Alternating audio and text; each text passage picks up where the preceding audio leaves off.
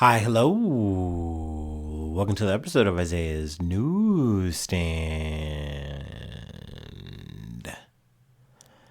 It's your host, Isaiah Edwards. The date is December the 2nd, 2025. Hopefully this episode finds you well, in good spirits and high hopes. As for me, I'm doing pretty good. Happy Tuesday, everyone. Hopefully you had a good Tuesday. Mine, it was pretty good. I will say I was a bit moody. It's a bit in my head, but I think I have a very simple reason, for that. And I think it was, I was hungry. I haven't eaten well over the past 24 hours. And sometimes when that happens, you can just kind of motor through it. Everything's fine. It's the least of your worries. Other times you go, what's wrong with me today? What's the mood? What's the motive? And it's like, oh, I didn't eat like I should. So, we'll try to get on that. We'll try to fix that, be better. But overall, the day was good. I will say today we had a snowfall. That happened overnight.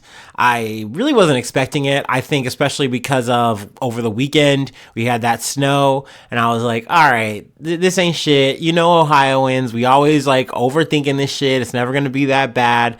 And, so when I heard okay, we're going to get some more inches, I'm like, here you go again, saying inches, not telling me how many. And I woke up and I saw one of my coworkers had posted from the parking lot at work. And I was like, ooh, okay, it's snowing. It's snowing currently. Oh, that's gross. So I looked up and I was like, okay, we got 2 to 4 inches out there. But apparently it's supposed to stop 6:30 in the morning. I actually had woken up yet again an hour early for some reason. I don't know. But, so I'm like, all right, I guess I should be prepared. Be prepared for the snow. And I wasn't sure if I was going to go to work or call off. I kind of quickly summed up that I'm like, look, if it's not crazy looking out there, if I feel like I can, try it, I'm going to try it. So that's what we did. And luckily the roads weren't too bad. Getting in and out was, relatively easy, no problems. Hardest part about it was just cleaning off my car, a lot of snow on it, but hey, we'll take that. No ice. The streets were good once we got on it. I will say a little bit, not the greatest, but for Ohio, for Cincinnati, pretty good on it. So yeah, we got to work okay, no problems, no worries. I think, like I said, it was the combination of just not having enough food in my belly to just being really cold and I don't know, worrying about how the day was going to go, because I go in and how I was saying yesterday, hey, Monday was light work. It wasn't even that bad. It was a really good day. I hope the rest of peak's like this. Well, today was more or less the inverse of that. There was a good amount of skids that were waiting for me, and I wasn't sure at the time whether they were new skids or old skids that had been tucked away. So I was like, okay, I got that. I got a whole thing of buggies to do. We're busy. I'm pressed today. So I was pretty much on it all day. Of course, the crusher filled up. Of course, there were a lot of call-offs, and look, I never blame anyone for using the system that we have and saying, hey, I'm not going to risk my life to go to work. That is what the system is for. Use it for that. A-okay. But, I'm here, just over here working, freezing my little tuchus off, and I'm like, God damn, I should have maybe called off, man, god damn. But, overall, it was good. I gave myself a little treat of a couple pieces of string cheese, and that was nice. Kind of buoyed my spirits a little bit. I noticed whenever I ate, I was a little bit happier for a little short time. So there was that. That was, nice. But overall work was good. It was solid. There weren't any problems. So, we'll take that, clap it up for that. Yay, yay. And then we got out of work and we headed to the gym.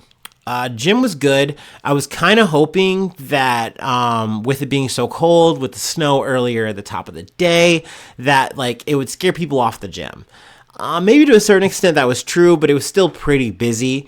That being said, I was able to get on the Smith machine. Love that. I was able to get on free weights. Love that. And I was able to do my core work. Now, I didn't do my filler work today, but that was because I've kind of been switching it up a little bit. And on the Smith machine especially, I've been doing more sets. So usually I like to do 2 sets of 6 usually, or it's just a set of 12, whatever. And on the weekends, I like to do 3 sets of 6, so like 18. And I don't know, sometimes I don't want to say get carried away, but I get into it and I'm like, no, I want to do 3 sets today. I don't care if I'm doing heavy or not. I'm going to like lift, the 3 times on each movement. So that's what I've kind of been doing lately. And today it just kind of bit me in the ass. And I looked at the time and I was like, oh, I normally would have about 15 minutes or so to play with, run through some filler, and that would be good. But I just really don't have the time if I want to get out of here by 7 o'clock. So I said, okay, let's just get to the cardio and, we'll save it for another day, another time. That's fine. So that's what we did. And overall, W gym session, love that for me. So, when then we get home, I have a snack, and yet again, I'm back in a better mood. So I really just think I need to get a solid dinner in, and I will probably be good for tomorrow. Sometimes you just run it a little too hot. And that's a me thing, which is very strange. When I was younger, I wasn't like that. I would never forget to eat. I would never take off from eating. Of course not. But I do think it's just one of those things where I'm older and I'm busier than I've ever been. And, these things happen. What can you say? What can you do? But yeah, that's been my day. Overall, like I said, good day. I can't stress it enough. Despite the snow, despite the fucking cold, despite the fucking bad attitude I kind of had, I feel like I didn't let it stop me. I feel like I didn't let it grow or fester. And I had some really good talks. I talked with people. I had good comms. Like, no one bothered me today. So, definitely, no ifs, ands, or buts about it. I don't need a bird's eye view. This was a good day. A good Tuesday. So, we love that. So yeah, that's been my day. That's how things are going. Let's go ahead and do our startup, and let's get into some news.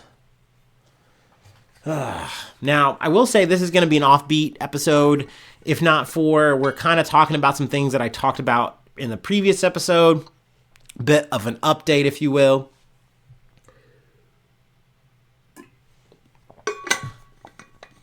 But hey, sometimes that's how the news goes. Sorry. The news. Alrighty.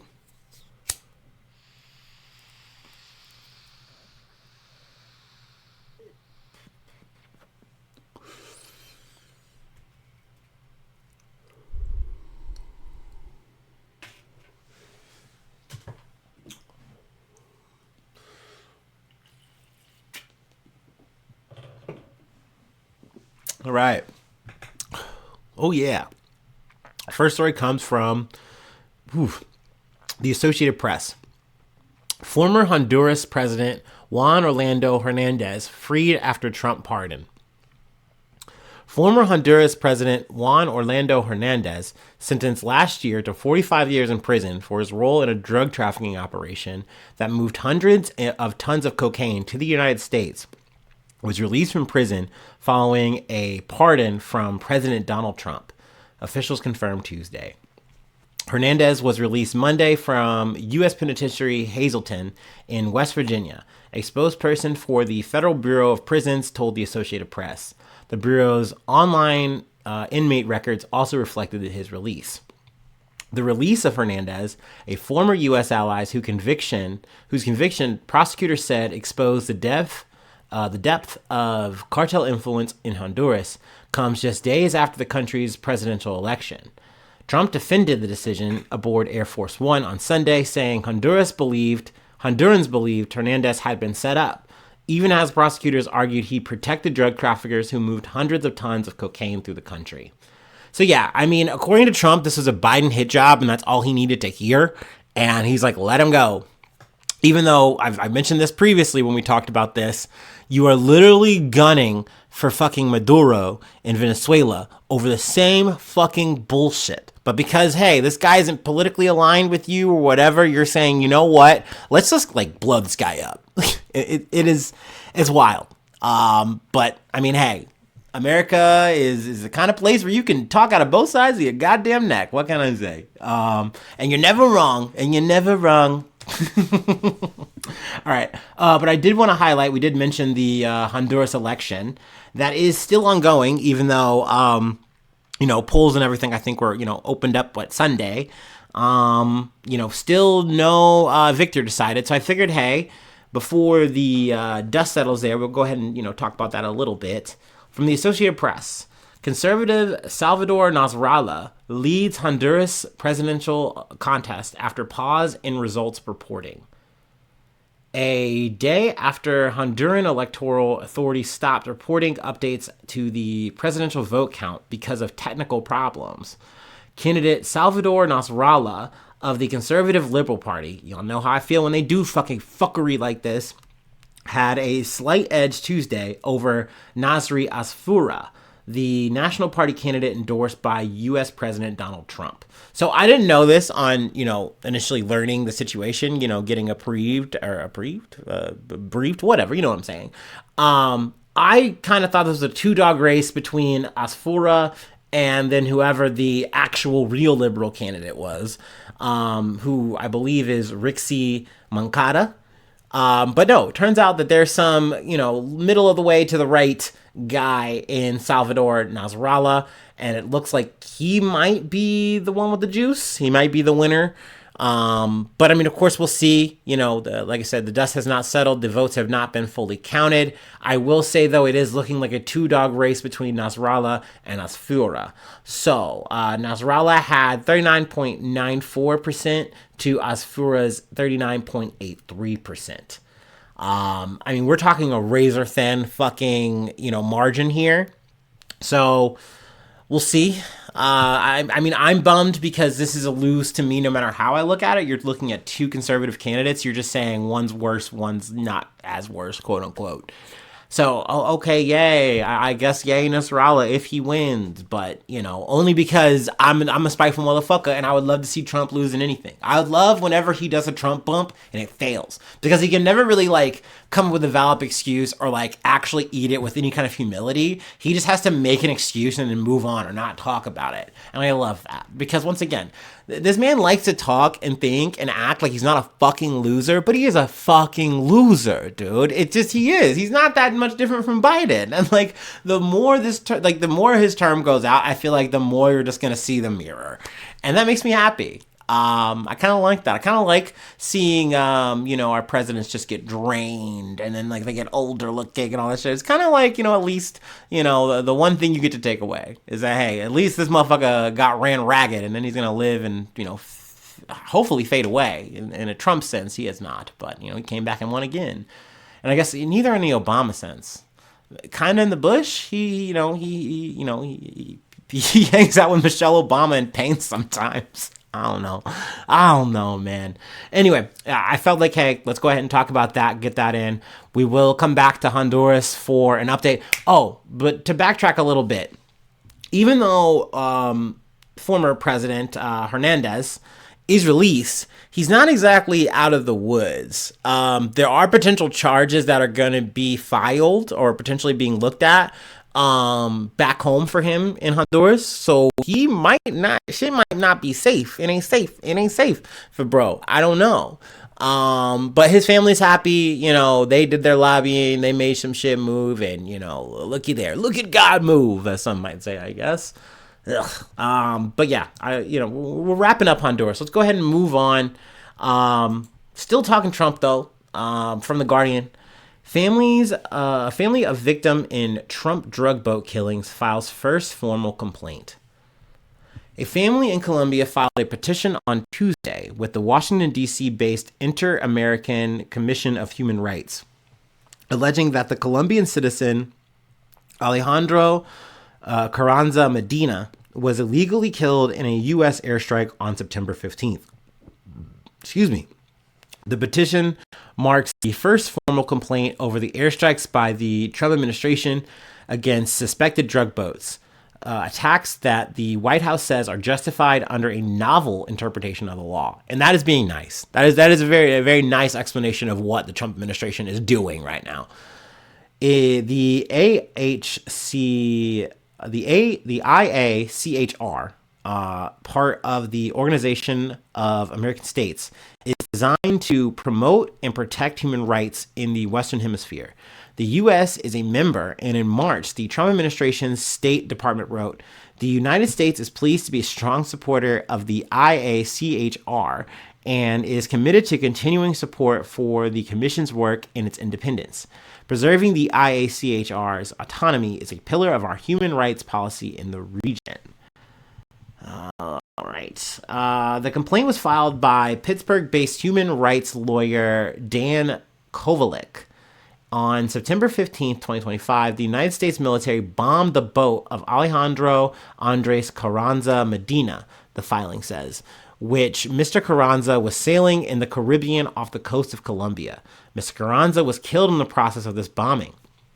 Kovalik identified Pete Hegseth, the U.S. Defense Secretary, as the perpetrator, based on Hegseth's own statements. From numerous news reports, we know that Pete Hegseth, U.S. Secretary of Defense, was responsible for ordering the bombing of boats like those of Alejandro Carranza Medina and the murder of all those on such boats. Secretary Hegseth has admitted that he gave such orders despite the fact that he did not know the identity of those being targeted for those bombings and extrajudicial killings. The filing goes on. Now, I want to take an aside here because we did mention that Hegseth had said in a statement, or not in a statement or whatever, but it was reported that Hegseth had said, "Hey, kill them all. You need to kill them all." And then it was, the order went down, and essentially you had that double tap situation, which I believe was a September 2nd strike. There's been so many. I think at this point there's been over 80 people killed. But ever since that has come out, there has been now an oversight committee in Congress that is looking into this. And it's just been making a lot of rounds in the media. And you've seen that the Hegseth kind of position has kind of changed in the sense of he's not claiming he said to do that specifically. He just is okay with the admiral, whoever was the top brass who did the thing. Like, he's like, no, I'm okay with that. We're defending everything. I said to do an action, disable the boats or whatever. Like, he's being vague is what I'm getting at. He's now not necessarily standing on business verbatim. And I mean, hey, I think you're finally having this conversation of like, yeah, man, maybe when Trump's not in power, we fucking, do some war crimes trials on this fucking guy or these fucking people. Maybe we really look into this shit. And I think that maybe for the first time, some of these motherfuckers are kind of getting a little scared. Sweating a little bit like, oh, maybe I'm not going to have like immunity on this kind of thing. Maybe I'm going to be in trouble. So you see people being a little bit more strategic. That being said, I still think we are going to conduct this grim work in the same manner. I think we are trying to justify it, and I think for us, the only way out is through on it. We're not going to concede the point. But I do think that, like, there has been some static in military, like, behind the scenes. I know that there's been some people who have, like, resigned, lost their jobs, and it's, thought that the reason that they left, that they did put in a resignation, was because they were not okay with the orders that they were being given, which is essentially, yes, kill them. Like, we know this is not the due process at hand. You're not supposed to do this. This is a war crime, but we want you to do it. So just do it and don't ask questions. And, if you don't ask the questions, then the deed's going to get done. No problem. No worries. But if so, then you're going to keep having these problems. We're going to have to keep talking to you. Maybe things get worse, And, I think that's why you do have, like, people, in the higher echelons of the military leaving. I mean, not a ton, but there are some. Anyway, let me continue. Let me get back on script. The complaint adds, U.S. President Donald Trump has ratified the conduct of Secretary Hegseth described herein. A White House spokesperson, Anna Kelly, did not respond directly to questions about the complaint or about Carranza Medina's death, but wrote in an email that media were now running cover for foreign terrorists smuggling deadly narcotics intended to murder Americans. Carranza, 42, appears to have been killed in the second strike of the Trump administration's bombing campaign on September 15th. Now, this might actually have been the one, and I might be getting the dates wrong with the September 2nd thing, so my bad. The administration has publicly disclosed 21 strikes on alleged boats. Carranza's family says he was a fisher who would often set out in search of marlin and tuna. On the day of the strike, Trump announced on his True Social platform, "This morning, on my orders, U.S. military forces conducted a second kinetic strike against positively identified extraordinarily violent drug trafficking cartels and narco-terrorists in Southcom, area of responsibility." Trump attached video marked unclassified of a small boat floating in the water before it was struck. Although Trump said the crew was from Venezuela, the Colombian government soon identified them as Colombian. Kovalik said, "We think this is a viable way to challenge the killing of Alejandro. We are going to seek redress for the family. We want the U.S. to be ordered to stop doing these boat attacks. It may be the first step, but we think it's a good first step." And I agree. It's so sad to see this shit happen, like, as many times as it already has, knowing it's going to keep happening. And, like, there's outcry for this to stop in America, internationally, but no one's doing anything, right? So, like, this is the first time we're at least seeing something where it's like, hey, the family of the people you fucking murdered are trying to do something here. They're trying to go through the legal channels to fucking try to stop you, get some kind of justice recompense here. And, I agree. That is at least a start, and I hope to see something positive come from this fucking shit, man. At least, and by positive, I mean like a crumb, of fucking justice, some semblance of it. Because, yeah, I mean, these motherfuckers don't take no for an answer. I mean, the craziest fucking thing is he could probably just throw a softball to fucking Congress and they would approve some fuck shit like this. The government has done this before for other fucking wars on whatever, either once again, the war on drugs or the war on terror. You can get Congress to fucking do the shit. They literally do not want to. It is some sort of ego. It is some sort of laziness. It is some sort of just like, no, we have to be surreptitious about this. We refuse to relinquish the control. We're the executive branch. Like, we're the boss. And it's like, motherfucker, there are checks and balances, and they refuse to accept that shit. I don't know. Here we go killing again. Anyway, I'm going to talk about that shit.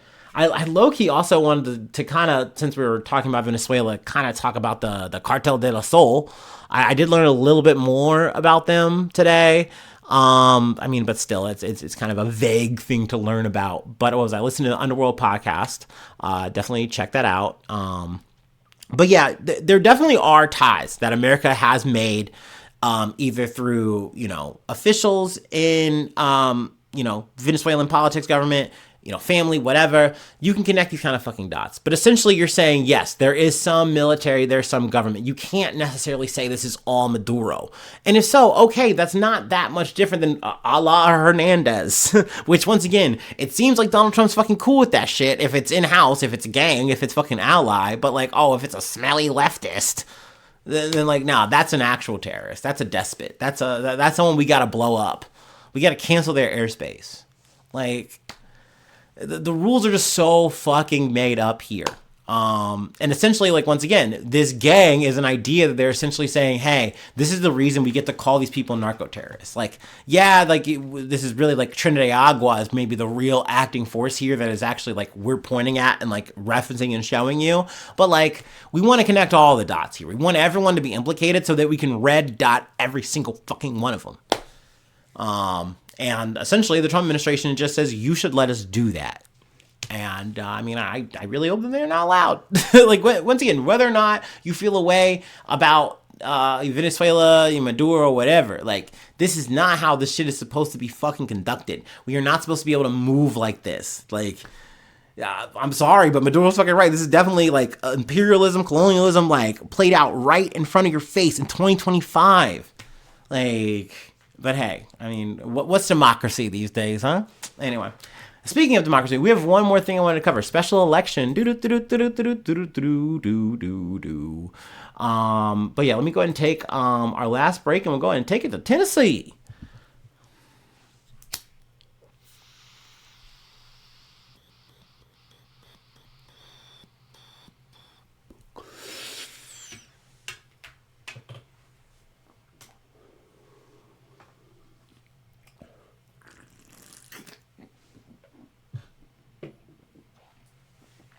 All right. Ooh, so from NBC News, Tennessee House special election results 2025. Former GOP Representative Mark Green's resignation in July triggered a special election for Tennessee's 7th congressional district, a longtime Republican seat that President Donald Trump carried by 22 points in the 2024 election. Still, millions of dollars from both parties have flowed into the district ahead of the special election. Republican Matt Van Epps, a former state official, and Democratic state rep Afton Bain won their party's special primaries in October, with Van Epps beating a broad GOP field with the help of a late Trump endorsement. A good old Trump bump that I mentioned earlier. Now, they do have a projected winner here, in my perspective. Unfortunately, Matt Van Epps looks like he won, the Republican. But I will say it was a close race, and just kind of, listening, learning about this shit, and kind of listening to start hearing shit. The way that this was kind of cut to me was like, look, this was kind of supposed to be a done and dusted thing. Like, this should be an area that, like, Republicans would just win. It shouldn't be close at all. So the fact that, like, Trump is actually stumping for Epps, saying like, hey, everyone's watching the world, or the world is watching Tennessee right now. And it's like, okay, one, no, the fuck they're not. Sorry, Tennessee. They're not. They're asleep on you, bro. The fact that there's so high stakes here, because we're coming off of the whole fucking blue wave that happened in the, the election, what was it, last month, right? I think Republicans were kind of hard up for a win here. Trump was hard up for a dub. And I think anything close was going to be good. I think also in terms of Afton Bain, something I liked was that a lot of people were labeling her as a quote-unquote progressive. Look, I like hearing it. I like the sound, whether or not it's real or fake, performative or not. I like hearing it, because that means that, hey, this is someone who's pushing things that are a little bit further to the left, right? It's not so much of that centrist, Democrat shit that I've talked a good amount lately about, So I'm like, hey, that's something. Right now, it's looking, as things stands, as we're recording this, 51.9% in favor of Epps, and then 47.1% to Bean. And I'm sure I'm getting her name wrong. Mea culpa. And then there's a John Thorpe guy. Looks like a nobody. They don't even have his fucking picture on here. Looking like a dead Facebook profile. But 0.5%. So, we'll take a close one, I guess, for the political geeks, the freaks out there. We'll see, I guess, tomorrow. We might come back and have a little quick update on this, but, maybe not. Definitely did want to get back, though, to Honduras for sure whenever we get a actual result out of there, even though it's looking like I'm not going to like the result there either. But we'll take that. Sadly, isn't that politics as usual? Like, when was the last the quote unquote last win? The last win, I'm putting that in heavy quotations, was the old Joe Biden, dude. Ugh, I remember that. I remember that day actually kind of like vaguely well. I was like door dashing and then like checking the polls like while I was dashing, and I was like, okay, I think Biden's gonna win. And I remember being like, okay, that's fine. I just needed Trump to lose. I remember that vibe. That was crazy times. Crazy. But now look at us. It's all been downhill from there. Not that was a great hill to be at in the first place. It wasn't like we were living up in the summit. But anyway, that's it. I know, I'm leaving off on a weird note, a little sour note, a little dour action there. But anyway, like I said, I hope you had a good day. Like I said, I had a good day. I'm just not me when I'm hungry. That's the moral of that story there. And that's where we'll leave it for today. If you'd like to help out, support the effort, I do have a Patreon. Patreon.com/Isaiah News. Become a newsie today. Free ways to hit me up, IsaiahNews1@gmail.com. Feel free to follow me or the podcast on any of the socials. Subscribe to the YouTube, follow on TikTok, follow on Spotify, follow on Apple Podcasts, wherever you like to listen. Leave a like, leave a cool comment. Sharing is caring. 5 stars on Apple, 5 stars on Spotify, either one. Always appreciated. Helps the algo. It's good for the business. Okay? Yeah, that's right. I'm a brand, guys. I'm not just Isaiah. I'm the newsstand. No. But no, you don't have to do any of that. Just listening, just hanging out. If you made it all the way here, hi. Thanks. You're so cool for that. Love you so much. But yes, no. Thanks so much for tuning in. Thanks so much for being a friend. And hopefully I see you soon for some more good news. I love ya. Bye bye. Mwah.